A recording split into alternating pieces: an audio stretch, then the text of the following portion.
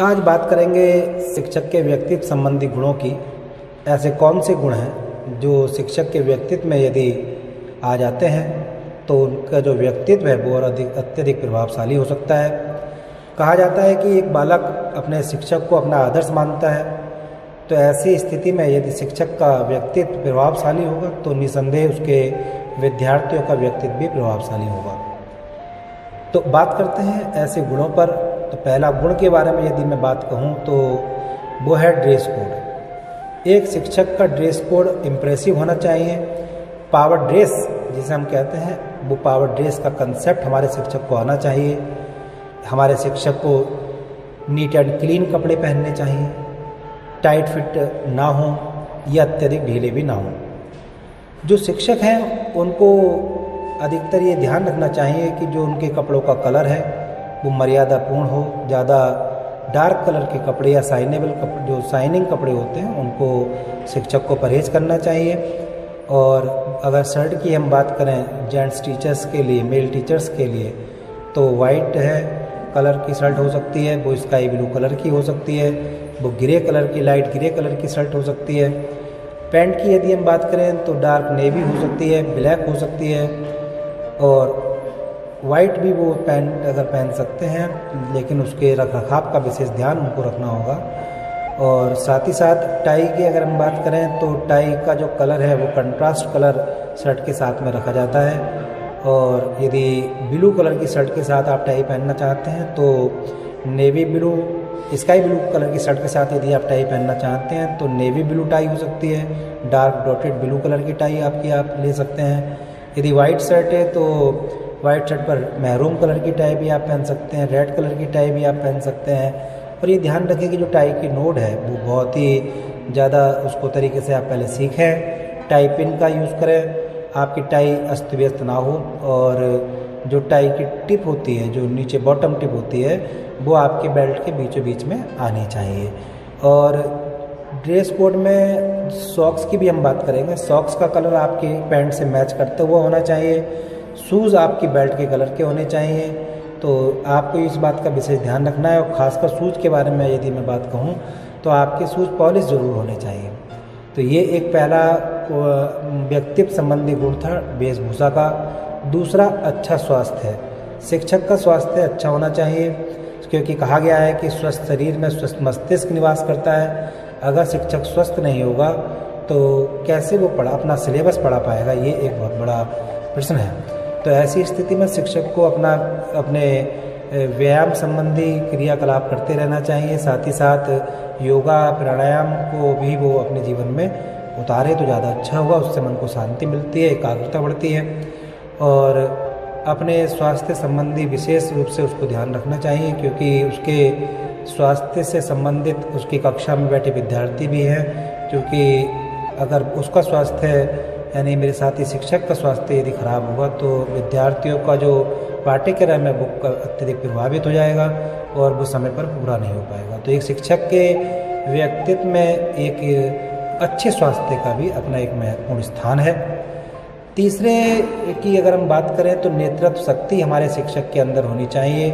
नेतृत्व शक्ति, हर क्षेत्र में नेतृत्व करने की शक्ति उसके अंदर होनी चाहिए। यदि शिक्षक को किसी क्षेत्र में अपने अंदर कोई कमी लगती है, कोई अभाव लगता है, तो मेरे साथी शिक्षक जो हैं उनको उसकी विशेष ट्रेनिंग लेनी चाहिए। अलग अलग एक्सपर्ट आज हर क्षेत्र में हैं। तो यदि उनको ऐसा लगता है कि वो किसी क्षेत्र में कमज़ोर रह रहे हैं तो उनको अपने क्षेत्र में जो पूरा एक प्रयास करना चाहिए सीखने का, क्योंकि नेतृत्व वही शिक्षक कर सकता है जिसको हर विषय का ज्ञान हो। और जो भी, क्योंकि एक शिक्षक से अपेक्षा बालक करता है कि मेरे शिक्षक को यदि मुझे कोई समस्या है, चाहे वो किसी भी प्रकार की हो, तो मेरा शिक्षक उसमें समाधान देने के लिए सहायक हो। तो ऐसे में ऐसा ना हो कि आपके पास विद्यार्थी आए और उसको खाली हाथ लौटना पड़े। तो इसके लिए आवश्यक है कि आप नेतृत्व शक्ति आप अपनी बनाएं, और वो जब भी बन सकती है जब आपको विभिन्न क्षेत्रों के विषय में ज्ञान हो। उसके बाद उच्च गुणवत्ता की बात आती है। एक उच्च गुणवत्ता का मतलब मेरा यहाँ पर है चारित्रिक विकास से, चरित्र से। एक शिक्षक को चारित्रिक रूप से दृढ़ होना चाहिए, क्योंकि शिक्षक के चरित्र का प्रभाव उसके विद्यार्थियों पर शीघ्र पड़ता है। उसको कोई भी ऐसा अनैतिक कार्य नहीं करना चाहिए जिससे कि बालक ये कहने पर मजबूर हो जाए कि मेरा शिक्षक है जिस पर मैं विश्वास करता था। तो ऐसी स्थिति शिक्षक के साथ नहीं होनी चाहिए। चारित्रिक विकास की हम बात करें, चारित्रिक दृढ़ता की हम बात करें तो वो शिक्षक के लिए अति महत्वपूर्ण है और मैं कहूँगा कि सबसे ज़्यादा प्रभावी है। क्योंकि एक शिक्षक के पास अपने जो माता पिता हैं वो इस विश्वास के साथ अपने बच्चों को भेजते हैं, अपने कलेजे के टुकड़े को भेजते हैं कि मेरा बालक उस शिक्षक के पास सुरक्षित है। तो ऐसी स्थिति में यदि शिक्षक, आजकल हम ये देख रहे हैं कि कुछ शिक्षकों ने ऐसे कार्य किए हैं, हम विद्यालयों के बारे में अखबार में पढ़ते रहते हैं, तो निंदनीय कार्य शिक्षकों को नहीं करने चाहिए और एक दृढ़ चरित्र का निर्माण हमारे शिक्षक का होना चाहिए। धैर्यवान एक गुण है, अगला गुण जिस पर हम बात करेंगे। एक शिक्षक के व्यक्तित्व में धैर्य का होना अति आवश्यक है। एक अच्छे शिक्षक में धैर्य का गुण होना अति आवश्यक है। छात्रों के प्रश्न पूछने पर उसे उखड़ना नहीं चाहिए, बात बात में झुंझलाना नहीं चाहिए।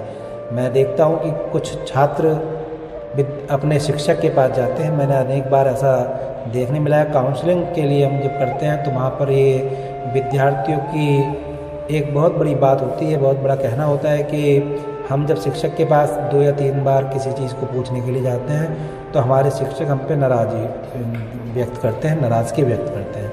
तो ऐसी स्थिति में जो विद्यार्थी है वो शिक्षक से घृणा करने लगता है। तो ये ध्यान रखना चाहिए कि आपको ये समझना चाहिए पहली बात तो कि वो बालक है, विद्यार्थी है, उसको ज्ञान नहीं है। वो जिस कक्षा में पढ़ रहा है उसका ज्ञान अर्जन करने के लिए ही वो उस कक्षा में है। तो यदि उससे कोई गलती होती है, उससे कोई त्रुटि होती है, उसके साथ क्या समस्याएं हैं, ये जानने का पहले प्रयास करें, ना कि उसको दंडित करने का, उसको उल्टा सीधा कहने का।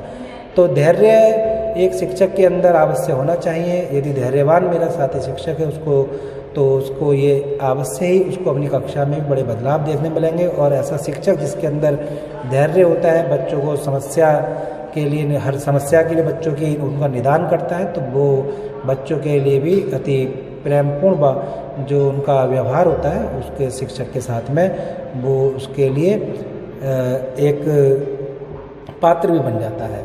तो ऐसे में धैर्य शिक्षक के गुण के अंदर होना चाहिए। और विनोद प्रिय यदि शिक्षक है तो उसका व्यक्तित्व और भी अधिक प्रभावी हो जाएगा। यदि कोई शिक्षक अपना चेहरा गुस्से से लाल रखता है या तो विद्यार्थी उस अध्यापक से अप्रसन्न रहने लगते हैं, उसके पास जाने से कतराने लगते हैं। और एक आज की तारीख में बालक बहुत एक्टिव है तो उसके नए नए नाम भी वो बालक रख लेता है और वो अपने जब साथी समूह में जाता है तो उस शिक्षक की बड़ी हंसी उड़ाई जाती है। तो ऐसे में बहुत ध्यान रखने की आवश्यकता है कि जो शिक्षक हैं उनका अपने करैक्टर में, अपने चरित्र में, अपने व्यक्तित्व में ये गुण का समावेश करना जरूरी है। तो और अगले गुण की अगर हम बात करते हैं तो उत्साह, एक एनकरेजमेंट की हम बात करेंगे, एक उत्साह की हम बात करेंगे। यदि किसी शिक्षक में उत्साह है तब उसके विद्यार्थी भी उत्साह में रहते हैं। उत्साह से कार्य पूर्ण होने की संभावना बढ़ जाती है। और ये हो नहीं सकता कि एक शिक्षक के अंदर उत्साह है और उसके विद्यार्थियों के अंदर उत्साह ना हो। मुझे एक मूवी यहाँ पर याद आ रही है आमिर खान जी की, उन्होंने तारे ज़मीं पर, और एक शिक्षक को वो मूवी देखनी भी चाहिए कि किस प्रकार से एक शिक्षक अपने बालक का, अपने विद्यार्थी का जीवन परिवर्तित कर देता है। तो यदि आप उत्साह अपने अंदर रखते हैं तो आपका विद्यार्थी भी उत्साह से भरा हुआ होगा और जब उत्साह से बालक भरा होगा तो उसको कोई भी कार्य असंभव नहीं लगेगा। ऐसी स्थिति में उत्साह का, और उत्साह से सिर्फ आपका विद्यालय जीवन प्रभावित नहीं होता, उत्साह से आपका पारिवारिक जीवन भी प्रभावित होता है। आपके पारिवारिक जीवन और सामाजिक जीवन में भी एक बड़ा बदलाव सकारात्मक देखने मिलता है। इसके बाद आत्मसम्मान का गुण हमारे शिक्षक में होना आवश्यक है। जिस शिक्षक में आत्मसम्मान की भावना नहीं होती वे अध्यापक कहलाने योग्य नहीं है। एक अच्छा और प्रभावशाली शिक्षक वह है जो विद्यार्थियों को, प्रधानाध्यापक तथा अन्य साथियों के साथ मधुर व्यवहार को दर्शाता हो, उनके अंदर ये भावना विकसित करता हो। और आत्मसम्मान, सेल्फ रेस्पेक्ट, सेल्फ स्टीम विद्यार्थियों की हाई करता हो। तो ये दूसरों की सेल्फ स्टीम हाई करने के लिए पहले अपनी सेल्फ स्टीम हाई करनी होती है, क्योंकि जब बर्तन से वही निकलता है जो उसके अंदर होता है। यदि एक साथी शिक्षक जो हमारे हैं उनकी सेल्फ स्टीम हाई होगी तो निसंदेह वो अपने विद्यार्थियों की सेल्फ स्टीम भी हाई कर पाएंगे। तो ऐसे ये कुछ गुण थे व्यक्तित्व संबंधी जो यदि शिक्षक अपने अंदर धारण कर लें, अपने अंदर आत्मसात कर लें, अपने अंदर अपना लें, अपने व्यवहार में ले लें, तो उनके व्यक्तित्व में एक आमूलचूल बदलाव होगा। और एक बड़ा बदलाव, क्योंकि मैं यहाँ पर इस बार बार बोल रहा हूँ, वो इसलिए होगा कि व्यक्तित्व से ही विद्यार्थी प्रभावित होते हैं। यदि आपके व्यक्तित्व में सारे गुण होंगे तो विद्यार्थियों के व्यक्तित्व में भी सारे गुणों का समावेश हो जाएगा। और कार्नेगी इंस्टीट्यूट ऑफ टेक्नोलॉजी के सर्वे की यदि हम बात करें तो ये कहा गया है कि 85% सफलता हमारे व्यक्तित्व संबंधी गुणों से मिलती है। मात्र 15% जो तकनीकी ज्ञान है, जो पुस्तकीय ज्ञान आप अर्जित करते हैं, आपके करियर में आगे प्रोग्रेस में सहायक होते हैं।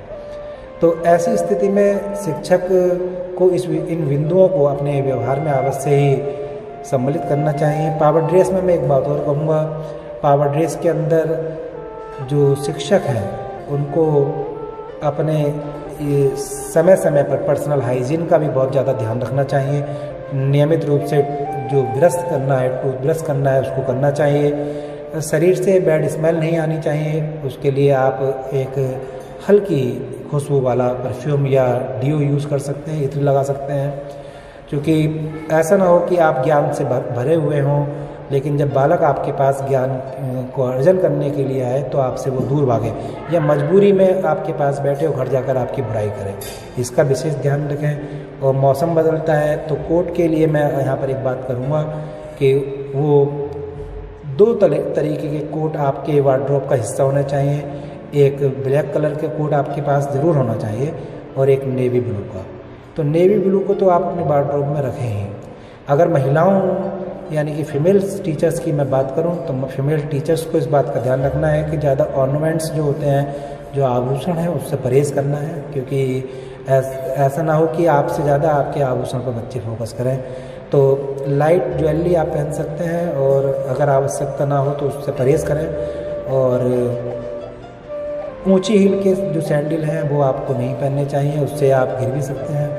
और आप चूँकि एक शिक्षक लगातार ब्लैक बोर्ड पर कार्य करता है, वह उसका खड़े रहने का कार्य होता है, बच्चों की देखरेख शिक्षण कार्य का कार्य होता है। तो ऐसी स्थिति में आप यदि पूरे दिन खड़े रहेंगे तो आपके स्वास्थ्य में भी गिरावट आ जाएगी, आपके कमर दर्द करने लगेगी, आपके पैर दर्द करने लगेंगे। तो ऊंची हील से परहेज़ करना चाहिए।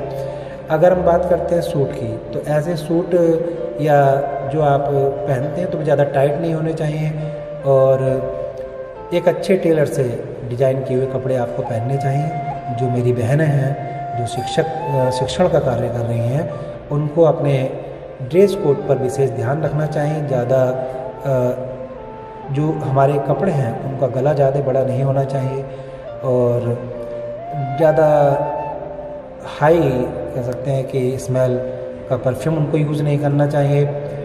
और सूट के कलर की यदि बात करें तो उनके लिए भी लाइट कलर के सूट ही उनको ज़्यादा पहनने चाहिए। यदि साड़ी पहनती है तो साड़ी की पहनने की कला उनको सीखनी चाहिए, क्योंकि आज ड्रेस को कैसे हम यूज़ करते हैं ये बहुत बड़ा मायने रखता है। कभी कभी कपड़े की क्वालिटी इतनी अच्छी नहीं होती, लेकिन उसे पहनने का तरीका उसकी क्वालिटी को बढ़ा देता है।